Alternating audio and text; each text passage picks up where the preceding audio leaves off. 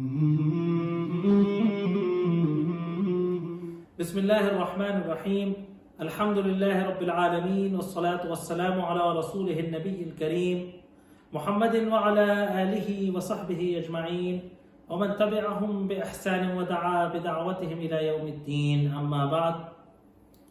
فقال الله سبحانه وتعالى: فأعوذ بالله من الشيطان الرجيم. بسم الله الرحمن الرحيم.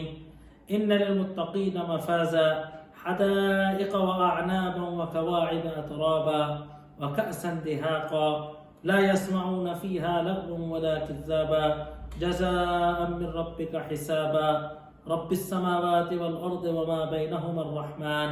لا يملكون منه خطابا. صدق اللہ العظیم. محترم ناظرین، السلام علیکم ورحمۃ اللہ وبرکاتہ. جیسا کہ آپ جانتے ہیں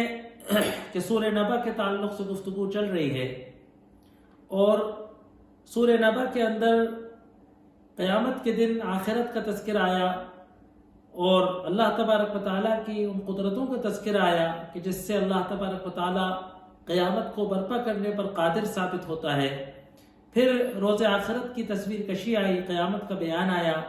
پھر جہنم کا اور جہنمیوں کا کچھ تذکرہ آیا، ان کے عذاب کا اور ان کی تکلیفوں کا تذکرہ آیا. اور جیسا کہ آپ جانتے ہیں کہ قرآن کے اسلوب میں ایک تقابل کا اسلوب ہے کہ قرآن جب بھی دن کا تذکرہ کرتا ہے تو رات کا ذکر کرتا ہے، اونچائی کا تذکرہ کرتا ہے تو پستی کا تذکرہ کرتا ہے، نیکوں کا تذکرہ کرتا ہے تو بدکاروں کا تذکرہ کرتا ہے، جنت کا تذکرہ کرتا ہے تو جہنم کا تذکرہ کرتا ہے. کبھی کبھی یہ تذکرہ مساویانہ ہوتا ہے، دونوں کا برابر ذکر ہوتا ہے، اور کبھی کبھی ایسا ہوتا ہے کہ کبھی جنت کا تذکرہ تفصیلی ہوتا ہے، جہنم کا تذکرہ آ جاتا ہے، ذکر آ جاتا ہے، کبھی جہنم کا تذکرہ تفصیلی ہوتا ہے تو جنت کا ذکر آ جاتا ہے. اس طریقے سے قرآن کا یہ انداز ہے تاکہ انسان کو واضح یہ بات ثابت ہو جائے کہ دو کردار ہیں، دو طریقہ زندگی ہیں، دو طرح کے لوگ ہیں. قیامت کے دن بھی ان کا الگ الگ انجام ہے، اور قیامت کے بعد آنے والی آخرت کی زندگی میں بھی دونوں کا الگ الگ اپنا زندگیاں ہیں. جہنم کا تذکرہ آ چکا ہے، اب یہاں جنت کا تذکرہ شروع ہو رہا ہے. پچھلے لیکچر کے اندر جنت کے تعلق سے گفتگو شروع ہو گئی تھی. اللہ تبارک و تعالیٰ کہہ رہا ہے کہ ان للمتقین مفازا، بے شک متقیوں کے لیے، پرہیزگاروں کے لیے. اور ہم نے گزشتہ نشست میں تقوی کی کیا تشریح ہو سکتی ہے، اور صحیح اگر آپ تقوی کی اصطلاح کا قرآنی مدلول کہ قرآن تقوی سے کیا تذکرہ کرنا چاہتا ہے، تو اس کے بعد میں بات آئی تھی کہ قرآن کی تمام آیات کو جمع کر کے کس طریقے سے ان سے تقوی کے مفہوم کو اخذ کیا جا سکتا ہے. تو ان للمتقین، بے شک پرہیزگاروں کے لیے، اللہ کا لحاظ کرنے والوں کے لیے، اللہ سے ڈرنے والوں کے لیے، بچ کر زندگی گزارنے والوں کے لیے مفازہ کامیابیاں ہیں، کامیابی کی جگہ ہے.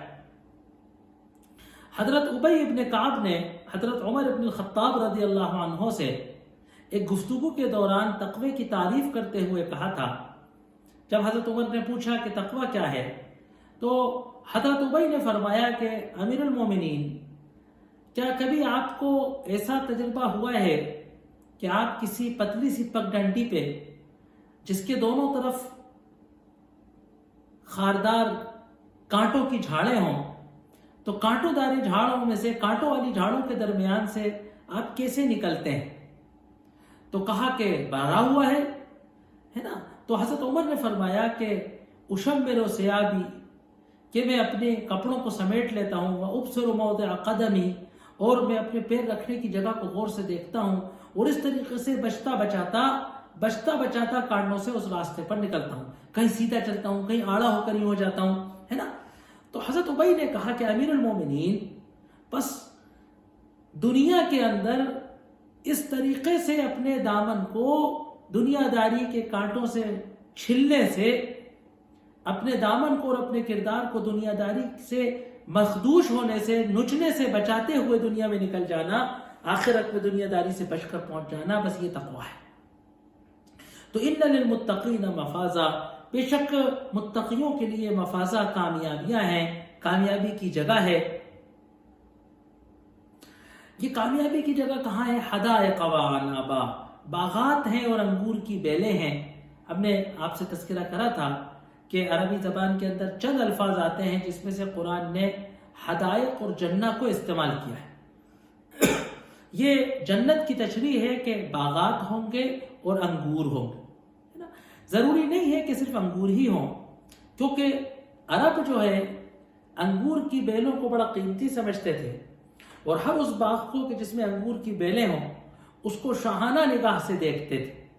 تقریباً روم اور ایران میں جو بادشاہوں کی آرام گاہیں، بادشاہوں کی تفریح گاہیں، بادشاہوں کے محل اور بادشاہوں کی جو عیش و عشرت کو دیکھ کر آتے تھے، قرآن اس جیسی خوش زندگی کو بیان کرنا چاہتا ہے، جبکہ کہ جنت کی جو اصل حقیقت ہے، جنت کی جو اصل نعمتیں ہیں وہ غیبی چیزیں ہیں، اور ان کے بارے میں تو حقیقتاً قرآن حدیث میں آیا کہ ما لا عین رأت ولا اذن سمعت ولا خطر ببال بشر، کہ جنت تو وہ چیز ہے ما لا عین رأت، کہ جو کسی آنکھ نے نہ دیکھا ہو، ولا اذن سمعت، نہ کسی کان نے اس کے بارے میں سنا ہو، ولا خطر ببال بشر، اور نہ کسی انسان کے ذہن و گمان میں، کسی کے تخیل میں بھی وہ نہ آیا ہو، وہ نعمت جنت ہے۔ تو بہرحال ہمیں وہی باتیں بتائی گئی جو ہم سمجھ سکتے ہیں، جن کو ہم دنیا میں محسوس کرتے ہیں۔ تو حدائق و عنابا، ورنہ اور بھی پھلوں کا تذکر آیا ہے نا، سورہ رحمان پڑھ لیجئے، تو یہ بھی قرآن کے ان مقامات میں ہے کہ جن میں جنت کی بڑی تصویر کشی کی گئی۔ وَكَوَاعِبَ أَتْرَابًا، اور حوروں کے تعلق سے بات کی جا رہی ہے کہ وَكَوَاعِبَ أَتْرَابًا، اور نوخیز ہے نا، ابھرتے ہوئی عمر کی ہے نا، جوان نوخیز جو ہے وہ قواعب اترابا، ان کو ہم عمر والی ہے نا، ہم عمر حوریں ملی۔ اب یہاں قرآن میں بڑی مباحث کی گئی ہیں اور حور کی حقیقت پر، حالانکہ یہاں لفظ حور نہیں ہے، یہ عربی زبان کا ایک خاص فصاحت و بلاغت میں ایک استعارہ آتا ہے، کنایہ آتا ہے، کہ جہاں کسی چیز کا نام نہ لیتے ہوئے اس کی کسی ایسی صفت کا تذکرہ کر دیا جائے کہ جس سے وہی مراد۔ مثال کے طور پر عربی کے اندر ایک تشبیہ ہے کہ آپ یہ کہیں کہ فلاں شخص ہے نا، فلاں شخص شیر کے طرح بہادر ہے، پھر آپ وجہ تشبیہ ہٹا لیں گے، بہادری کا لفظ ہٹا لیں، آپ کہیں گے فلاں شخص شیر کے طرح ہے۔ پھر عربی میں اور فصاحت و بلاغت کا معیار آگے جاتا ہے تو طرح بھی ہٹ جاتا ہے، یوں کہا جاتا ہے فلاں شخص شیر ہے، فلاں شخص شیر ہے، پھر جو ہے اس شخص کا تذکرہ بھی ختم ہو جاتا ہے اور فلاں شخص کو مخاطب بھی کیا جاتا ہے کہ یہ شیر ہے، اور پھر اس سے زیادہ بلاغت آتی ہے کہ آپ یوں کہیں کہ صاحب میں نے اسٹیج پر، میں نے ممبر پر ایک شیر کو چڑھاڑتے ہوئے سنا، تو آپ سمجھ گئے کہ یہ کسی خطیب کی بہادری کا تذکرہ کیا جا رہا ہے، کیونکہ شیر ممبر پر کھڑے ہو کر نہیں چڑھاڑتا، مسجد میں خطیب کھڑا ہوتا ہے، اور خطیب کو یہ کہنے کے بجائے کہ خطیب ممبر پر شیر کی طرح چڑھاڑ رہا تھا، آپ نے کہا کہ ممبر پر شیر چڑھاڑ رہا تھا، ہے نا، تو یہ پتا چلا کہ صاحب اس سے مراد خطیب۔ تو اسی لیے یہاں حور کا تذکرہ نہیں ہے، یہاں بیویوں کا تذکرہ نہیں ہے، عورتوں کا تذکرہ نہیں ہے، لیکن ایک ایسی صفت بیان کر دی گئی کہ قواعب اترابا۔ کعب عربی میں کہتے ہیں یہ پیر میں جو ٹخنے کی ہڈی ہوتی ہے، اسی سے کعبہ بنا ہے، کہ سطح سے اٹھی چیز کو عربی میں کعب کہا جاتا ہے نا، اسی سے کعبہ بنا ہے کیونکہ وہ ابھرا ہوا۔ تو یہ ابھار کی طرف اشارہ کرتے ہوئے ہے کہ قواعب اترابا، اور اطراف کے بارے میں بتایا گیا تھا کہ ہم عمر، تو یا تو وہ مردوں کے ہم عمر ہوں گی، مردوں کے ہم عمر ہوں گی، یا پھر جو ہے وہ آپس میں ہم عمر ہوں گی، ساری حوریں ایک عمر کی ہوں گی، ہے نا، تو تاکہ پھر یہ نہ رہے گا کہ یہ جوان ہے اور یہ بوڑھی ہے نا۔ تو یہ جنت کے اندر ایک تذکرہ، کیونکہ آپ نے دیکھا کہ بڑے بڑے بادشاہوں، امیروں کے یہاں بہت بڑے تعیش کے علامت اور ان کی عیش و عشرت کی علامت کے طور پر بتایا جاتا تھا کہ صاحب فلاں بادشاہ کے حرم میں اتنی عورتیں تھیں، اتنی بیویاں تھیں، اتنی بانیاں تھیں، تو یہ ایک انسان کی فطری خواہش ہے اور اس کی ایک فطری ضرورت ہے، اور اس کا تذکرہ کر کے جنت کی نعمتوں کے احساس کو بڑھایا جا رہا ہے۔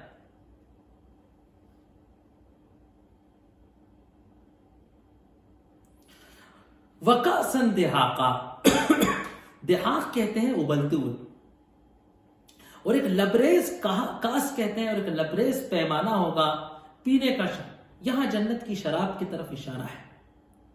دنیا کے اندر ہمیشہ سے، دنیا کے اندر تہذیب و تمدن کے اندر، ادب و شاعری کے اندر ہے نا، شراب پینے کو عیش و عشرت کا، فارغ البالی کا ہے نا، تعیش کی علامت مانی گئی۔ اسی لیے اللہ تبارک و تعالیٰ نے اپنی بعض حکمتوں کے تحت، مصلحتوں کے تحت، آزمائش کے تحت دنیا کے اندر شراب کو حرام کیا ہے، اس کو رجس و ناپاک بتایا ہے۔ وہ انسان کے جسم کے لیے، اس کی صحت کے لیے، اس کے قلب کے لیے، اس کی روح کے لیے، اس کے اخلاق کے لیے، اس کے کردار کے لیے خراب ہے۔ وہ انسان کے اندر ناپاکی پیدا کرتی ہے، اس کے جسم میں ناپاکی آتی ہے، اس کے خیالات میں ناپاکی آتی ہے، اس کے جذبات میں، اس کے تصورات میں اور اس کے تخیلات میں ناپاکی آتی ہے، اس کی روح ناپاک ہو جاتی ہے۔ لہذا اللہ نے جو ہے شراب کو حرام کیا دنیا کے اندر، اور جس نے اللہ کا حکم کی تعمیل کرتے ہوئے دنیا میں شراب نہیں پی، آخرت میں اس کو جنت کی شراب پلائی جائے گی۔ جنت کی شراب میں سرور ہوگا، لطف ہوگا، لیکن دنیا کی شراب کی جو برائیاں ہیں کہ اس میں سے ایک بری بو آتی ہے، وہ نہیں ہوگی۔ دنیا کی شراب پی کر سر چکراتا ہے، چکر آتا ہے، نشہ آ کر انسان بہکی بہکی حرکتیں کرتا ہے، سڑکوں میں اور نالیوں میں پڑا رہتا ہے۔ یہ سب جنت کی شراب میں نہیں ہوگا۔ جنت کی شراب میں خالی سرور ہوگا، لطف ہوگا، ہے نا، اور جنتیوں کے اندر وہ ظرف و کردار ہوگا کہ وہ بہکیں گے نہیں، بس مہکیں گے، ہے نا۔ تو یہ شراب کا وَكَأْسًا دِهَاقًا۔ عربی زبان کے اندر پیالے کے لیے، جام کے لیے بھی بہت سے لفظ آتے ہیں، جس میں سے کوب آتا ہے، یہ آتا ہے، وہ آتا ہے، بہت سارے لفظ ہیں الگ الگ۔ کاس کہتے ہیں اس جام کو کہ جو بھرا ہوا ہے نا، تو کاس کہتا ہے ان پیالوں کو، ان جاموں کو کہ جو بھرے ہوئے ہوں۔ جہاں بھی کہیں جنت کا تصور آتا ہے تو وہاں یہی تصور آتا ہے کہ اس میں شراب کا تذکرہ ہوتا ہے، فارغ البالی کا تذکرہ ہوتا ہے، خوشحالی کا تذکرہ ہوتا ہے، کھانے پینے کا تذکرہ ہوتا ہے، سایوں کا تذکرہ ہوتا ہے، ندیوں کے تلے بیٹھے ہوئے جھرنوں اور جھیلوں کا تذکرہ ہوتا ہے، باغات کا تذکرہ ہوتا ہے، سایوں کا تذکرہ ہوتا ہے، پھلدار درختوں کا تذکرہ ہوتا ہے، جنت میں خوبصورت حوروں کا تذکرہ ہوتا ہے، انہی کے ساتھ اس جام اور پیالے کا تذکرہ ہوتا ہے۔ کئی جگہ قرآن کے اندر یہ تذکرہ ہے، وَكَأْسًا دِهَاقًا، اور ایک ابلتا ہوا، بھرا ہوا جام اور پیمانہ ہوگا۔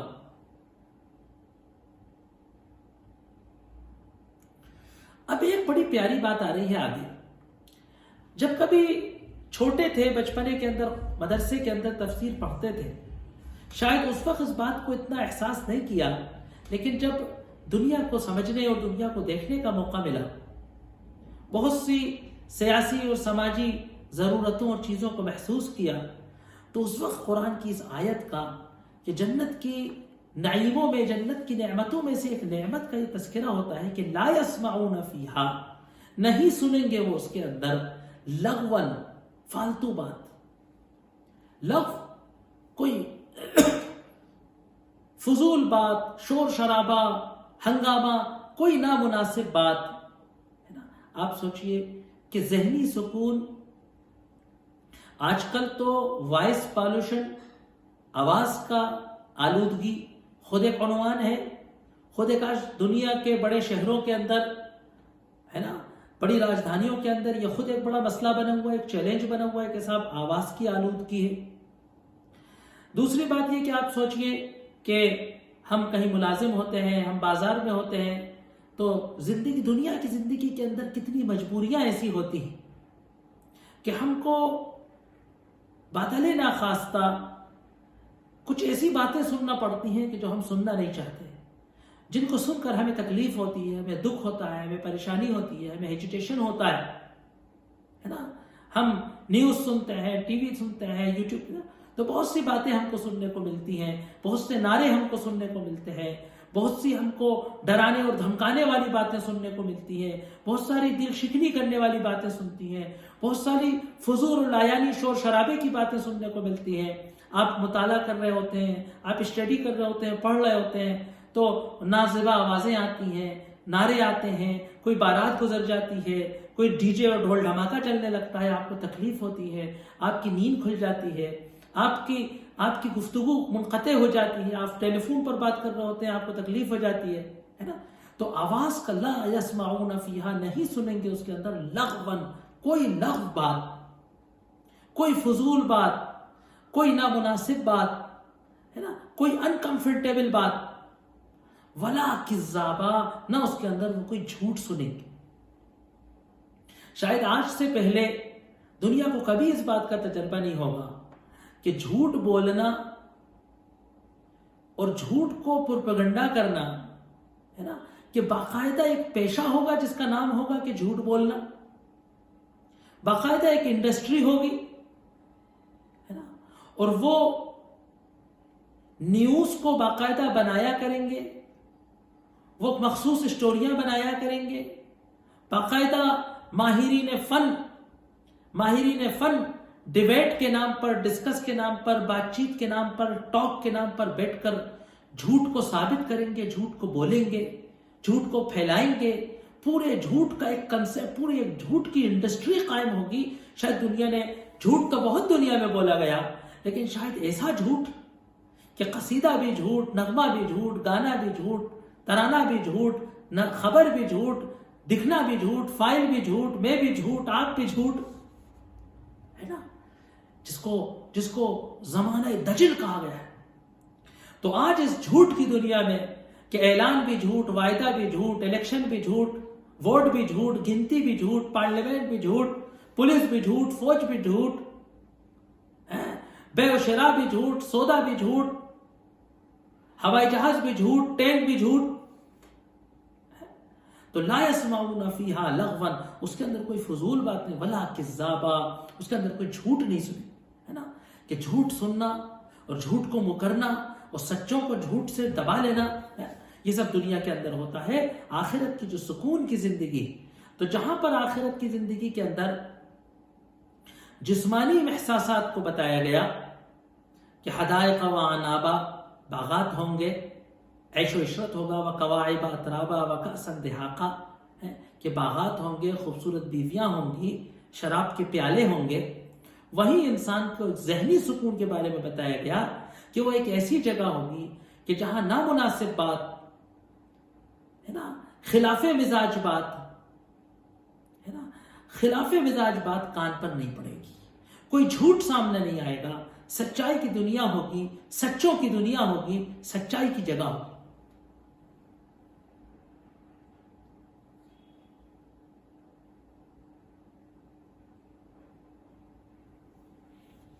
جزاء من ربک عطاء، یہ سب کیا ہے؟ جزان، بدلہ ہے،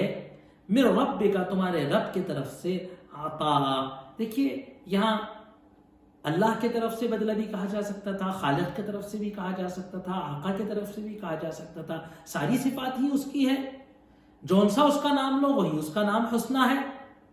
لیکن یہاں دیکھیے موضوع کی مناسبت سے کہا جزاء من ربک، تمہارے رب کی طرف سے، تمہارے پروردگار کی طرف سے، تمہارے پالنہار کی طرف سے، عطا، یہ اس کی طرف سے عطا ہے نا۔ دیکھیے یہ اللہ تبارک و تعالیٰ کا فضل و کرم ہے کہ جہنمیوں کو جو کچھ سزائیں دی گئی اس کو کہا جزاء وفاقا، یہ بالکل ٹھیک ٹھیک بدلہ ہے، اس میں کوئی اللہ کی طرف سے نعوذ باللہ زیادتی نہیں، لیکن جنت کے بارے میں کہا گیا کہ اتنا ہی بدلہ نہیں ملے گا جتنا کیا، عطا،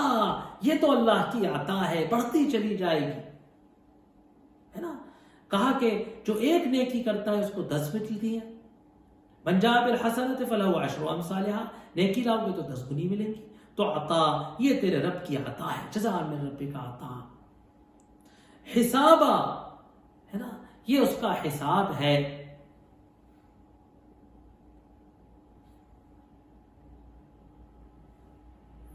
حسابا رب السماوات والارض، حساب ہے رب السماوات والارض. دیکھیے اللہ نے ہر چیز کا حساب لگایا. یہ اس کے حضور حساب کتاب ہے. الٹپ نہیں ہے کہ کسی کو بھی جنت دے دی گئی، عطا دے دی گئی، وہ کسی کو بھی جزا ہے سزا کا مستحق قرار دے دیا گیا. یہ ہمارے دنیا میں ہونے والی عدالتوں کے فیصلوں جیسے فیصلے نہیں ہیں، ہے نا، کہ یہ ہماری دنیا کی عدالتوں جیسا فیصلہ نہیں ہے کہ ساری دنیا نے لائیو ٹی وی چینل پر کسی کو کچھ کرتے ہوئے دیکھا اور پھر عدالت اس کو سالوں بعد 30 سال بعد معاف کر دیتی ہے، بری قرار دے دیتی ہے، فرد جرم نہیں عائد ہو پاتی، ہے نا. ساری دنیا نے جس چیز کو دیکھا اس کو ویڈیوگرافی پر اس کی شک ہو جاتا ہے. تو یہ تو دنیا کی عدالتوں کی بات ہے. اللہ کہہ رہے حساب رب السماوات والارض، یہ حساب ہے رب السماوات والارض، زمین و آسمان کے مالک، زمین و آسمان کے سردار.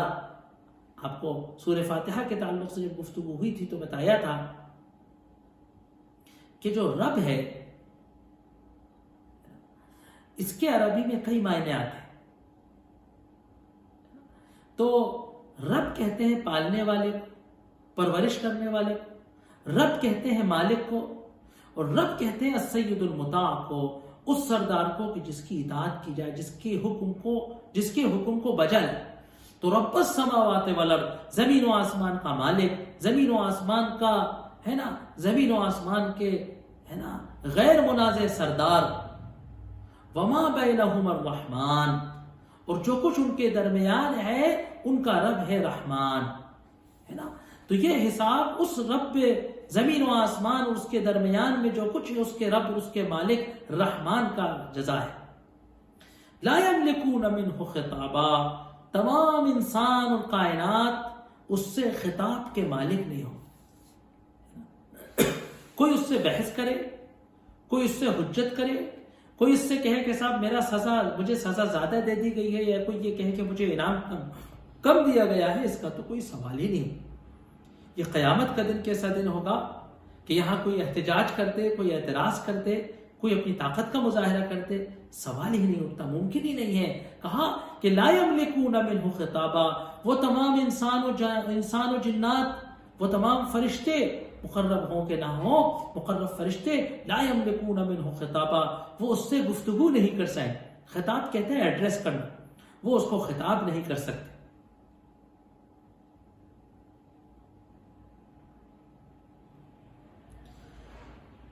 یوم یقوم الروح والملائکہ، یہ وہ وقت ہوگا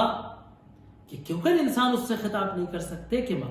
معاملہ دیکھیے کہ کتنا سخت ہوگا کہ یوم یقوم الروح والملائکہ، اس روز کے جس دن روح اور ملائکہ، یوم یقوم الروح والملائکہ تو صفا، روح اور ملائکہ ایک صف بند کھڑے ہوں. لا یملکون منہ خطابا،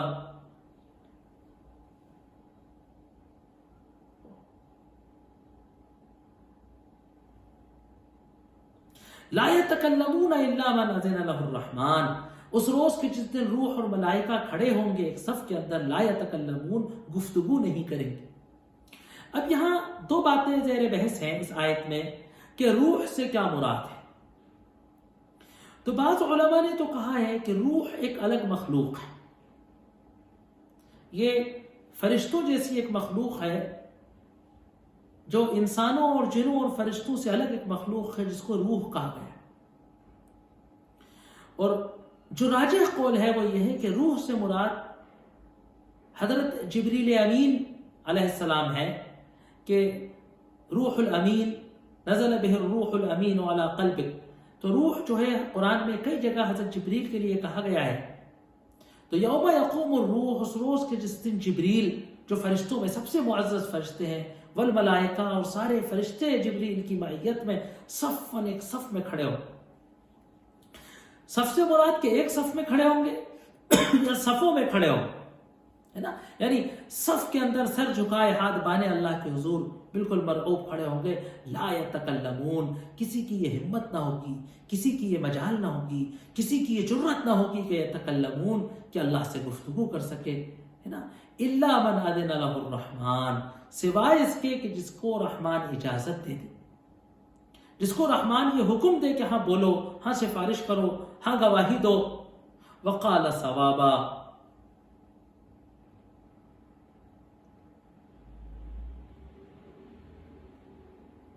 ہے نا،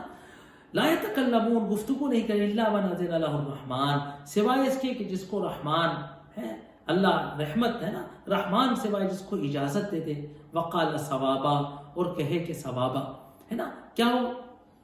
کہ دو چیزیں ہیں، ایک تو رحمان اجازت دے دے، اور رحمان اجازت دینے کے بعد بھی قال صوابا، صرف درست بات کرنے کی، صحیح بات کرنے کی، سچ بات کرنے کی، ٹھیک بات کرنے ہی کی اجازت ہوگی. اس کے علاوہ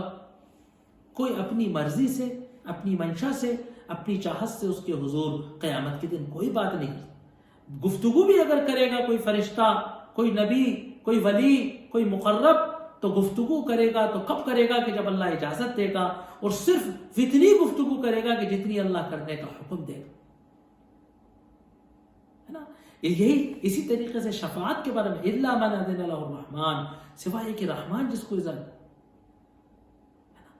کہ رحمان اجازت دے گا کہ اس کی سفارش کرو، اور اس کی بھی اجازت دے گا کہ اس کی کرو خالی اور اس کی نہ کرو. ایسا نہیں ہے کہ ہم کسی کا بھی توسل لے کے، کسی کا بھی وسیلہ لے کے، ہے نا، ہم جو ہے اللہ تبارک و تعالیٰ کے حضور قیامت کے دن شفاعت کرا لیں گے اور ہم شفاعت کروا کے بچ جائیں گے. یہ قیامت کا بڑا بھیانک سے مطلب کہ قیامت کا بڑا مرعوبناک منظر ہے، کہ جو کچھ آخری حد ہو سکتی تھی توسل کی، کہ فرشتہ جبریل کوئی کام آ جائے گا، ملائکہ کوئی کام آ جائیں گے، تو ان کے خوف کا، ان کے رعب کا یہ عالم بتایا جا رہا ہے. تو وہ انسان کہ جس کو اللہ تبارک و تعالیٰ نے دنیا میں امتحان کے لیے بھیجا تھا، اور اس نے اپنے امتحان میں صحیح یا غلط کیا ہوگا، خامی چھوڑ دی ہوگی، ٹھیک کیا ہوگا کہ نہیں کیا ہوگا، وہ اپنی نجات کے لیے، وہ اپنے آپ کو آخرت کے اللہ کے عذاب سے، اللہ کے عقاب سے، اللہ کی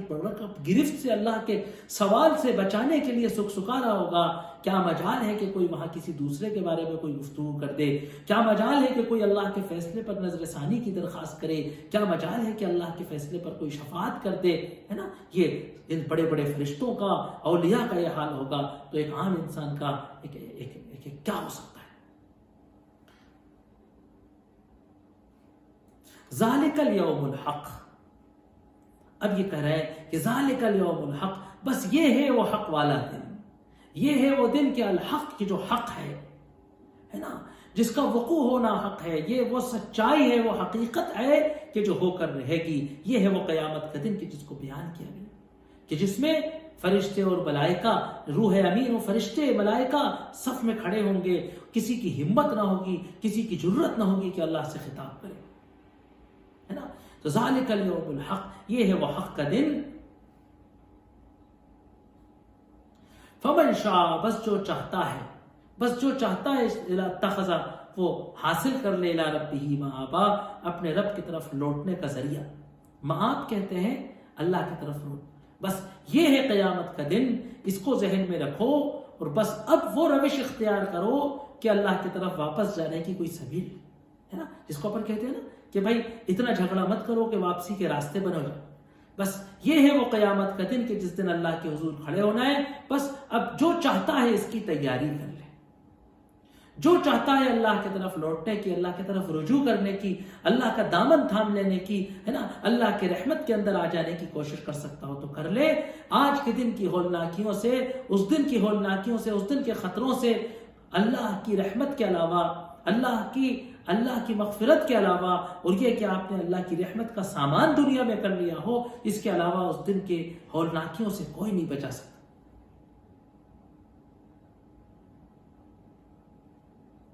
اِنَّا أَنذَرْنَاكُمْ عَذَابًا قَرِيبًا، یہ اس سورت کی آخری آیت ہے اور بڑی اہم آیت ہے.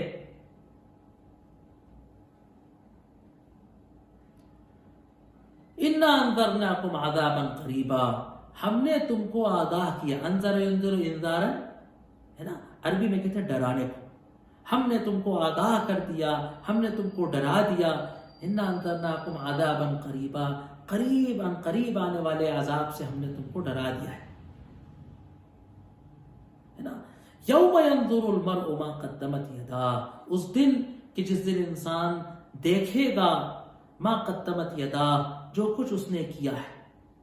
جو کچھ اس کے ہاتھوں نے کیا ہے، یعنی جو کچھ اس نے کیا ہے ہاتھوں سے، پیروں سے، آنکھوں سے، کانوں سے، زبان سے، دل سے، دماغ سے، یہ قدمت یدا کہتے ہیں پوری کارکردگی. یوم ینظر المرء، اس دن انسان دیکھ لے گا ما قدمت یدا، جو کچھ اس کے کرتوت ہے، جو کچھ اس کے کارنامے ہیں، جو کچھ اس کا کردار ہے، جو کچھ اس کی روداد زندگی ہے، سب کو دیکھ لے گا.